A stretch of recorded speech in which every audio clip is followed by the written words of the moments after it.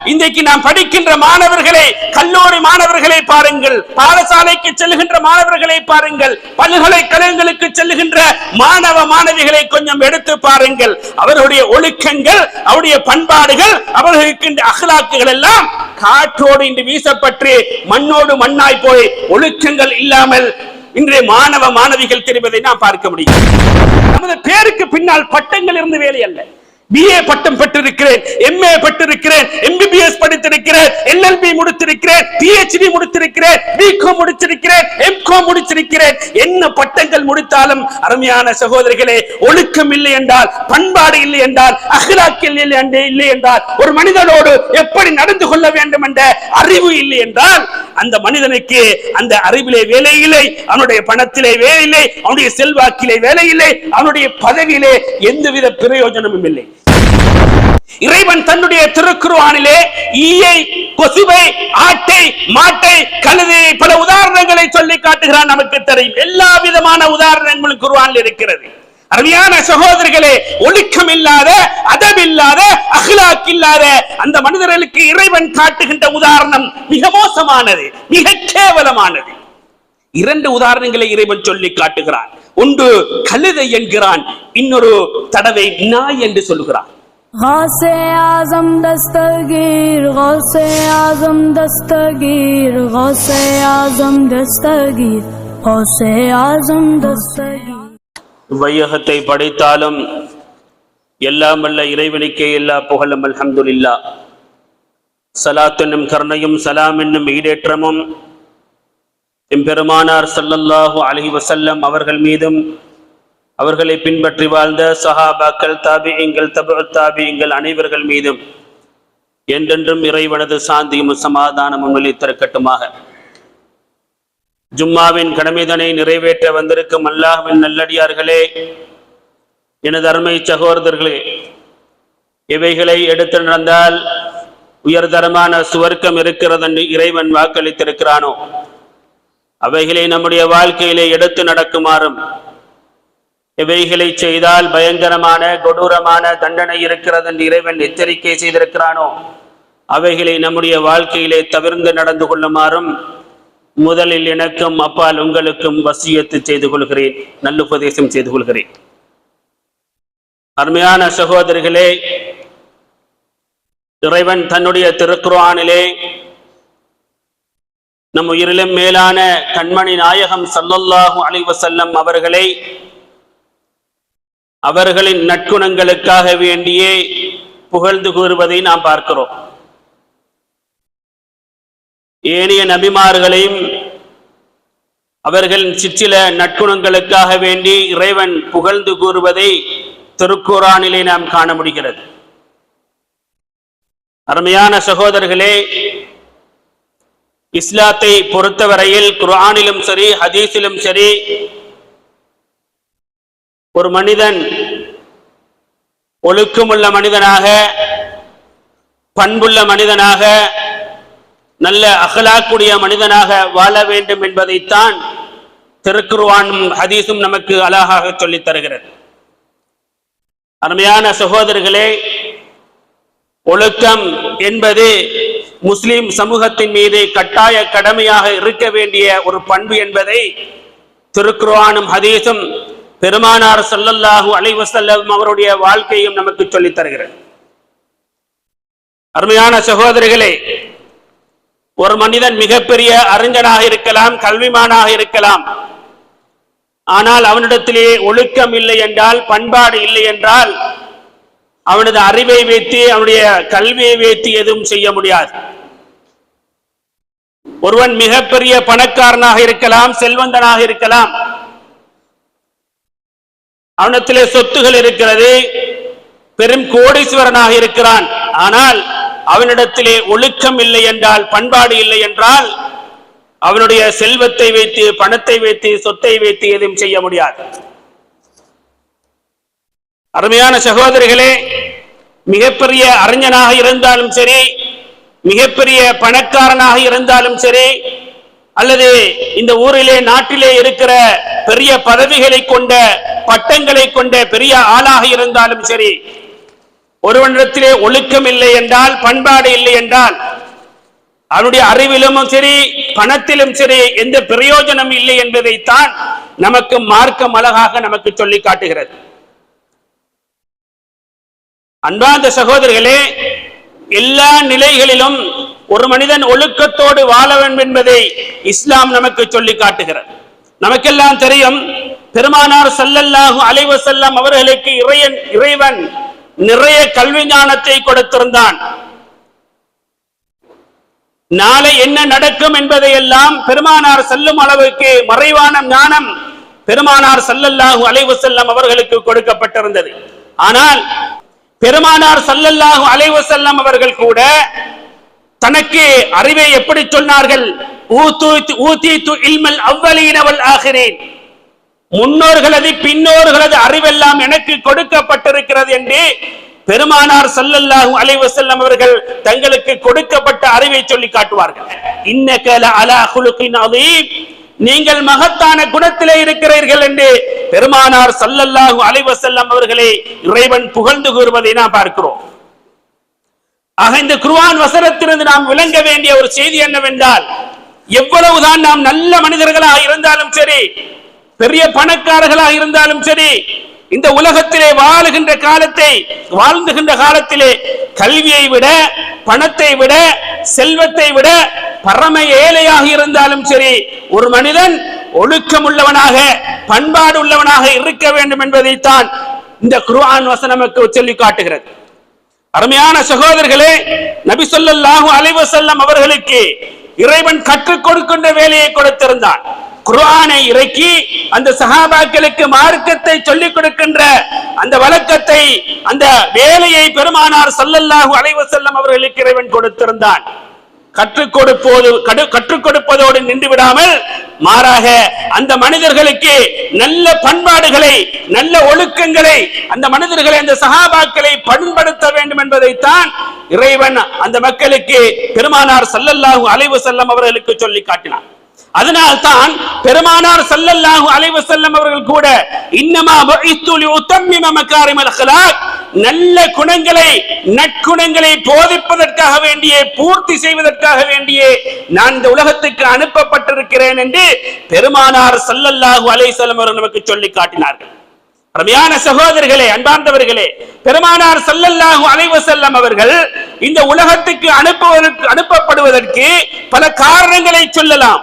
ஆயிரம் காரணங்கள் இருந்தாலும் முக்கியமான பிரதானமான காரணம் ஒன்று இருக்கும் என்றால், அருமையான சகோதரர்களே, பெருமானார் ஸல்லல்லாஹு அலைஹி வஸல்லம் அவர்கள் இந்த உலகத்துக்கு வந்து இறங்கியது நல்ல குணங்களை, நல்ல அக்லாக்குகளை, நல்ல பண்பாடுகளை இந்த உலகத்துக்கு தருவதற்காக வேண்டித்தான், பூர்த்தி செய்வதற்காக வேண்டித்தான் என்று அனுப்பப்பட்டிருக்கிறேன் என்பதை பெருமானார் ஸல்லல்லாஹு அலைஹி வஸல்லம் அவர்களை நமக்கு சொல்லி தந்திருக்கிறார்கள். அருமையான சகோதரர்களே, மார்க்கம் 3 பகுதி என்றால் அந்த 3இல் 2 ஒரு மனிதனுக்கு ஒழுக்கம் இருக்க வேண்டும், பண்பாடு இருக்க வேண்டும், நல்ல பழக்க வழக்கம் இருக்க வேண்டும் என்பதைத்தான் இந்த இஸ்லாம் நமக்கு சொல்லி காட்டுகிறது. 3இல் 2 பகுதி ஒழுக்கத்தை சொல்லிக் கொடுக்கிறது, 3இல் 1 பகுதி தான் இஸ்லாமிய மார்க்கத்தை நமக்கு சொல்லிக் கொடுக்கிறது என்று வரலாறுகளும் இமாம்களும் நமக்கு சொல்லி தருவார்கள். அருமையான சகோதரர்களே, ஆக பெருமானார் ஸல்லல்லாஹு அலைஹி வஸல்லம் அவர்கள் இந்த உலகத்திலே வந்திறங்கி எத்தனையோ புரட்சிகளை, எத்தனையோ நல்ல அறங்களை நமக்கு சொல்லி தந்திருக்கிறார்கள், எத்தனையோ மாற்றங்களை இந்த உலகத்திலே ஏற்படுத்தி இருக்கிறார்கள்.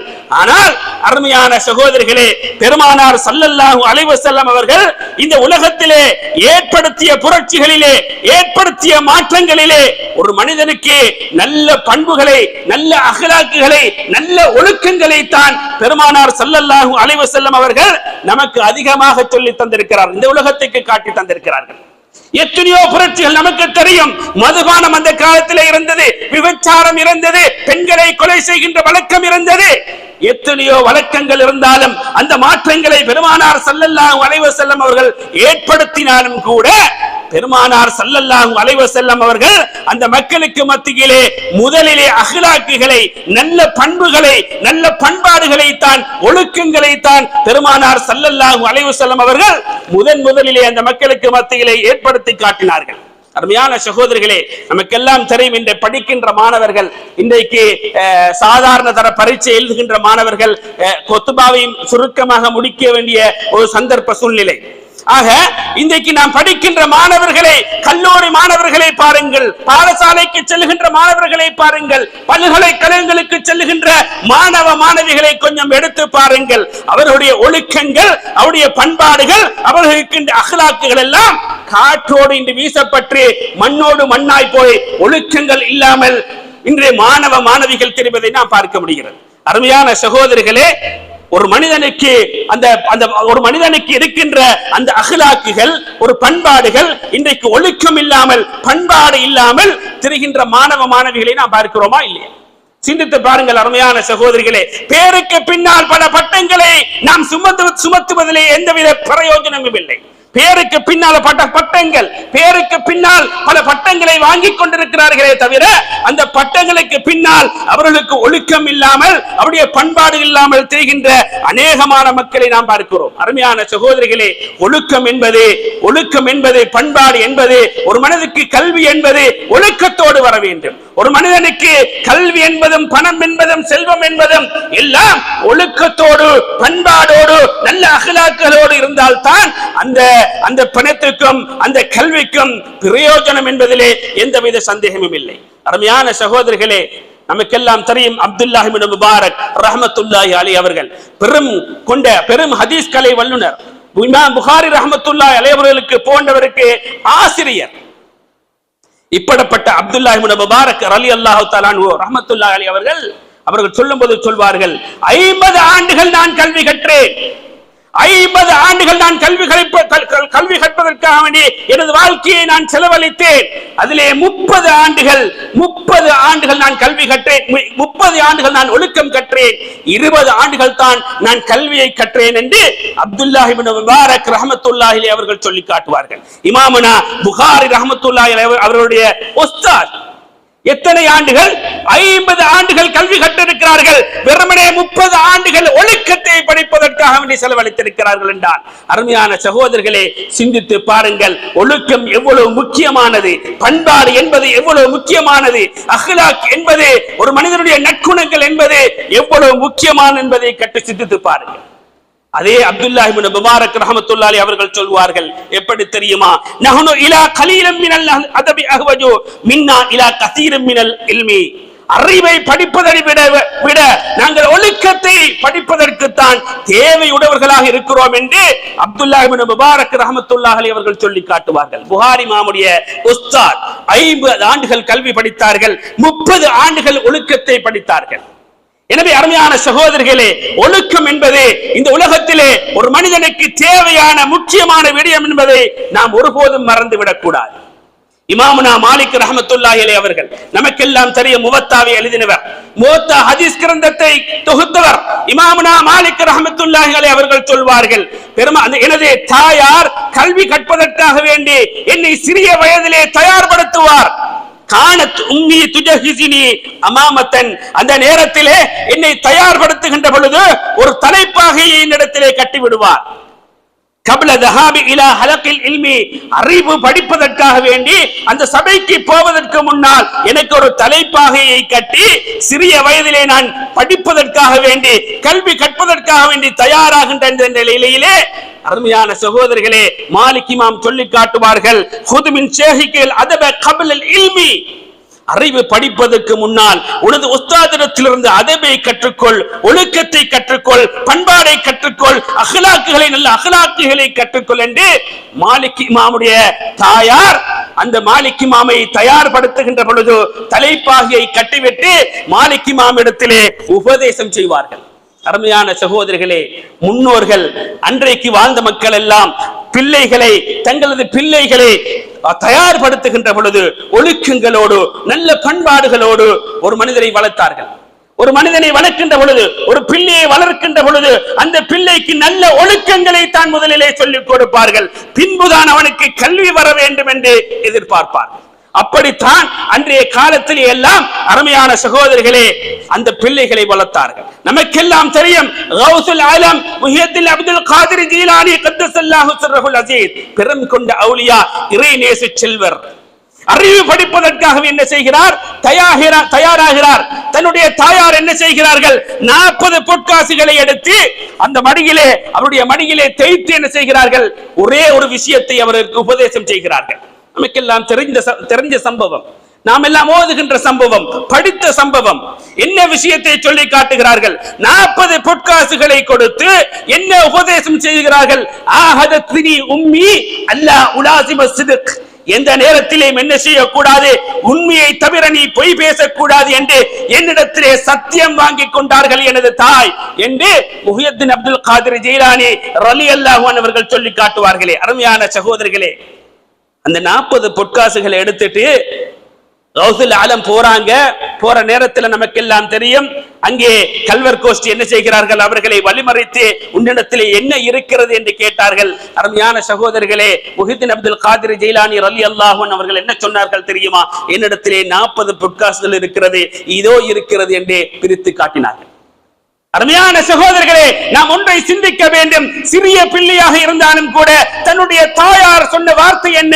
ஒருபோதும் நீ பொய் பேசக்கூடாது என்ற அந்த சத்தியத்தை அந்த மக்கள் மீறவில்லை. அப்படித்தான் அந்த பிள்ளைகள் எல்லாம், அருமையான சகோதரர்களே, அன்றைய காலத்திலே அந்த பிள்ளைகளை வளர்ப்பதற்கு அந்த தாய்மார்கள், பெற்றோர்கள் அப்படித்தான் அந்த பிள்ளைகளை வளர்த்தார்கள். நல்ல ஒழுக்கத்துடன், நல்ல பண்பாடுடன். ஒருபோதும் ஒரு மனிதனுக்கு நல்ல ஒழுக்கம் வர வேண்டும் என்பதுதான் அந்த அன்றைய காலத்து பெற்றோர்கள், அன்றைய காலத்து நல்ல மனிதர்கள், நல்ல பிள்ளைகளை உருவாக்கிய வரலாறு அருமையான சகோதரிகளே நமக்கெல்லாம் தெரியும். அருமையான சகோதரிகளே, ஒரு மனிதனுக்கு கல்வி வேண்டுமா, ஒழுக்கம் வேண்டுமா என்றால், அருமையான சகோதரிகளே, முதலிலே ஒழுக்கம் வேண்டும் தான். இரண்டாவது கட்டம் தான் கல்வி. முதலிலே ஒரு மனிதனுக்கு வர வேண்டியது ஒழுக்கம். அந்த ஒழுக்கத்தை நாம் சொல்லிக் கொடுக்கின்ற பொழுது, அருமையான சகோதரர்களே, தானாக இறைவன் அவனுக்கு கல்வியை கொடுப்பான். இதுதான் யதார்த்தமான உண்மை.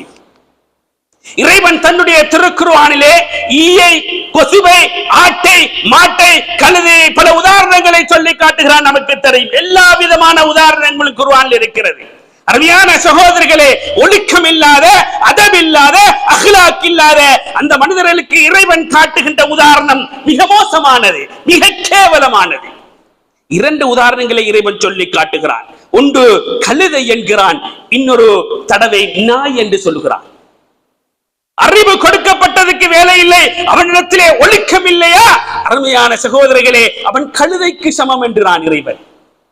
அறிவு கொடுக்கப்பட்டு தான் கொடுக்கப்பட்ட அறிவை ஒருவன் பிரயோஜனப்படுத்தவில்லையா, அதன்படி அவன் நடக்கவில்லையா, அவன் நாய் என்கிறான் இறைவன். இறைவன் தன்னுடைய திருக்குர்ஆனிலே சொல்லி காட்டுகிறான், மஸலுல்லதீன ஹும்மிலுத் தௌராத்த ஸும்ம லம் யஹ்மிலுஹா கமஸலில் ஹிமார். தௌராத் வேதம் கொடுக்கப்பட்டு அந்த வேதத்தின்படி ஒழுகாதவர்கள் எதற்கு தெரியுமா சமம்? கழுதைக்கு சமம் என்று இறைவன் தன்னுடைய திருக்குர்ஆனிலே சொல்லி காட்டுகிறான். அருமையான சகோதரர்களே, தௌராத் வேதம் கொடுக்கப்பட்டு அந்த வேதத்தின் அடிப்படையிலே நடக்காத அந்த மக்களை பார்த்து இறைவன் சொல்லுகின்ற வார்த்தை என்ன? ஒழுக்கம் இல்லாதவர்களுக்கு இறைவன் சொல்லுகின்ற வார்த்தை கமஸலில் ஹிமார், ஒரு கழுதைக்கு சமம் என்று இறைவன் சொல்லி காட்டுகிறான். இன்னொரு தடவை அருமையான சகோதரர்களே, சூரத்துல் அஅராஃபிலே இறைவன் சொல்லி காட்டுகிறான், யாருக்கு நான் கல்வியை கொடுத்து அந்த கல்வியின் பிரகாரம் ஒரு மனிதன் நடக்கவில்லையா, கமஸலில் கல்ப் இன் தஹ்மில் அலைஹி யல்ஹத் அவ் தத்ருகுஹு யல்ஹத். தொங்க போட்டு திரிகிற, நாக்கை தொங்கப்பட்டு திரிகிற ஒரு நாய்க்கு சமம் என்று இறைவன் சொல்லி காட்டுகிறான். கல்வி கொடுக்கப்பட்டு, அறிவு ஞானம் கொடுக்கப்பட்டு, அந்த அறிவு ஞானத்தின்படி ஒரு மனிதன் ஒழுக்கம் இல்லாமல், அதப் இல்லாமல், அஹ்லாக் இல்லாமல் நடந்து கொண்டாயானால், அருமையான சகோதரர்களே, இறைவன் கூறுகின்ற உதாரணம் மிக கேவலமானது, கழுதைக்கு சமமானது, நாய்க்கு சமமானது என்று இறைவன் தன்னுடைய திருக்குர்ஆனிலே சொல்லி காட்டுகிறான்.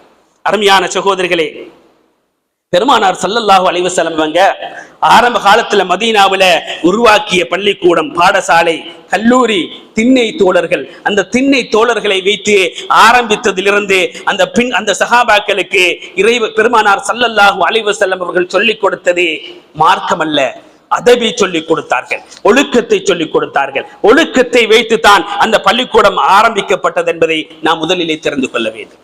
அருமையான சகோதரர்களே, நமக்கெல்லாம் தெரியும், நாம் தமிழிலே படித்திருக்கிறோம், கற்க கசடர கற்பவை கற்றபின் நிற்க அதற்கு தக. எப்படி? கற்க கசடர கற்பவை கற்றபின் நிற்க அதற்கு தக.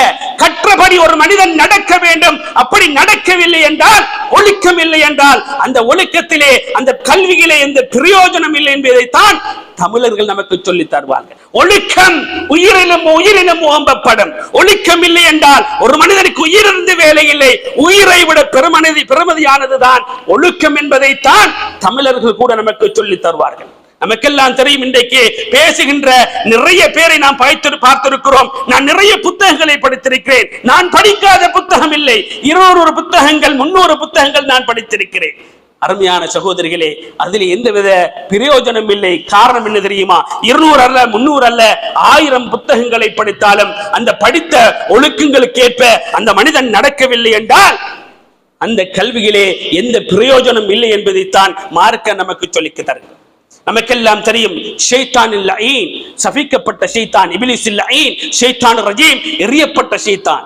ஷைத்தானுக்கு இறைவன் கொடுக்காத அறிவு அல்ல, நிறைய இறைவன் அறிவுகளை கொடுத்திருந்தான். மலக்குமார்களுக்கு படுத்துக் கொண்டு கொடுக்கின்ற ஆற்றலை ஷைத்தானுக்கு இறைவன் கொடுத்திருந்தான். நமக்கெல்லாம் தெரிந்த சம்பவம். ஆனால் என்ன நடந்தது? அல்லாஹ்வோடு ஒழுக்கம் இல்லாமல் நடந்து கொண்டான். அவன் எறியப்பட்டான், சபிக்கப்பட்டான். ஷைத்தானுக்கு நிறைய அறிவு இருந்தது. அறிவிலே எந்த மாற்றமும் ஏற்படவில்லை. அறிவு அதே போல் தான் இருந்தது.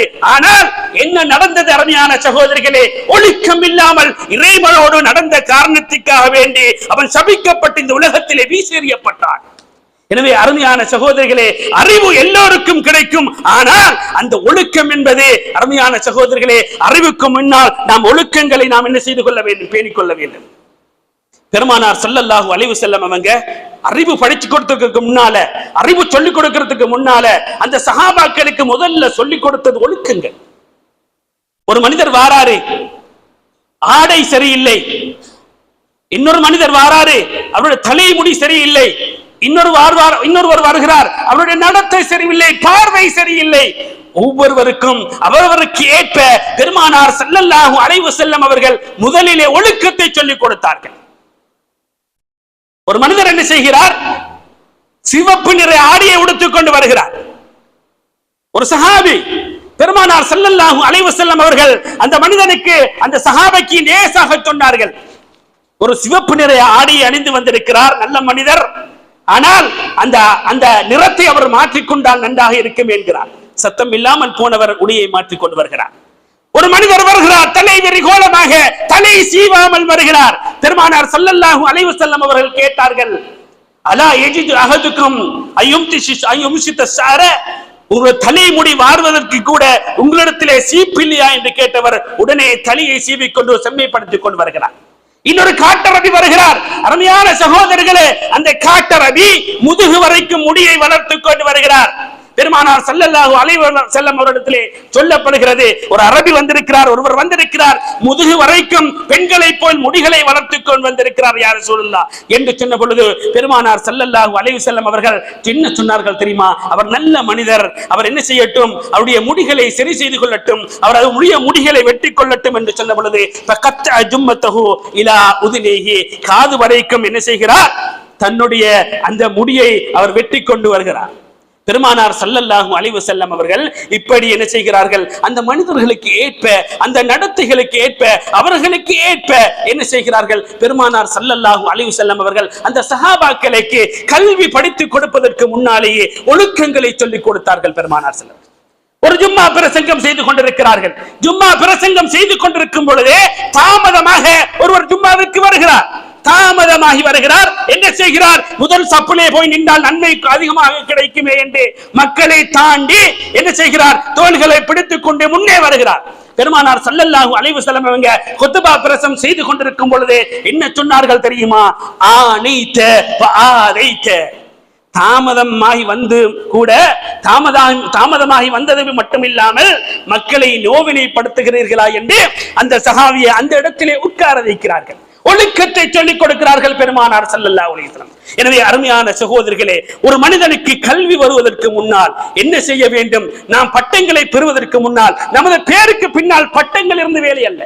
BA பட்டம் பெற்றிருக்கிறேன், MA பெற்றிருக்கிறேன், MBBS படித்திருக்கிறேன், LLB முடித்திருக்கிறேன், PhD முடித்திருக்கிறேன், BCom முடித்திருக்கிறேன், MCom முடித்திருக்கிறேன். என்ன பட்டங்கள் முடித்தாலும் அருமையான சகோதரிகளே, ஒழுக்கம் இல்லை என்றால், பண்பாடு இல்லை என்றால், அஹ்லாக் இல்லை என்றால், ஒரு மனிதனோடு எப்படி நடந்து கொள்ள வேண்டும் என்ற அறிவு இல்லை என்றால், அந்த மனிதனுக்கு அந்த அறிவிலே வேலை இல்லை, அவனுடைய பணத்திலே வேலை இல்லை, அவனுடைய செல்வாக்கிலே வேலை இல்லை, அவனுடைய பதவியிலே எந்தவித பிரயோஜனமும் இல்லை. எனவே அருமையான சகோதரர்களே, வாழுகின்ற இந்த காலத்திலே நமக்கெல்லாம் தெரியும், இந்த காலத்திலே O level எக்ஸாம் நடக்கிறது.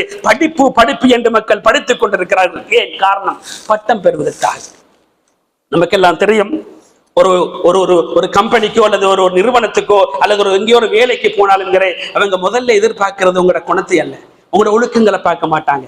அவங்க பார்க்கிறது முதல்ல உங்களோட ரிசல்ட் எப்படி இருக்கு, உங்களோட மதிப்பெண் எப்படி இருக்கு, அவங்க எப்படி மார்க்ஸ் எடுத்திருக்கிறாங்க, ஸ்கூல்ல எப்படி நல்லா படிச்சிருக்கிறாங்க தான் பார்ப்பாங்களே தவிர ஒழுக்கத்தை பார்க்க மாட்டார்கள். ஒரு நிறுவனத்தை நீங்க சேர போனாலும் சரி, முதல்ல அவங்க எடுத்து CV பார்க்கிறது இவர் எவ்வளவு படிச்சிருக்கிறார் தான் பார்ப்பாங்க. ஒழுக்கங்களை யாரும் பார்ப்பதில்லை. ஆக அருமையான சகோதரர்களே, இன்று ஒழுக்கங்கள் மடிங்கப்பட்டு, ஒழுக்கங்கள் புதைக்கப்பட்டு, மாறாக மானங்கள் காற்றோடு காட்டாய் பறந்து கொண்டிருக்கிறது. கொத்துபாவை முடிக்க வேண்டிய சுருக்கமான ஒரு நிலையில் இருக்கிறேன். எனவே அருமையான சகோதரர்களே, நல்ல ஒழுக்கமுள்ள பிள்ளைகளாக நம்முடைய பிள்ளைகளை வளர்ப்பதற்கு எல்லாம் வல்ல இறைவன் நம் அனைவருக்கும் தௌஃபீக் செய்வானாக. யா அல்லாஹ், எங்களுடைய பாவங்கள் அனைத்தையும் மன்னித்தருள்வாயா. யா அல்லாஹ், எங்களை பெற்று வளர்த்து ஆளாக்கி எங்களுடைய தாய் தந்தையுடைய பாவங்களை மன்னித்தருள்வாய். உற்றார் உறவினர் குடும்பத்தார் மனைவி மக்கள் அனைவருடைய பாவங்களும் யா அல்லாஹ் நீ மன்னித்தருள்வாயா. நல்ல முறையிலே எமது படிக்கின்ற அந்த பிள்ளைகளுக்கு நல்ல அறிவை கொடுத்தருள்வாயா. ஒழுக்கம் உள்ள பிள்ளைகளாக அந்த பிள்ளைகளை யா அல்லாஹ் நீ மாற்றி விடுவாயா. உனக்கும் அவுலியாக்களுக்கும் ரசூல்மார்களுக்கும் கட்டுப்பட்டு நடக்கக்கூடிய பிள்ளைகளாக யா அல்லாஹ் நீ மாற்றி விடுவாயா. நிம்மதியான சந்தோஷமான வாழ்க்கை எங்களுக்கு தந்தருள்வாயாக. ஆமீன் ஆமீன். வ ஆகிரு தஅவானா அல்ஹம்துலில்லாஹி ரப்பில் ஆலமீன். لا إله إلا الله لا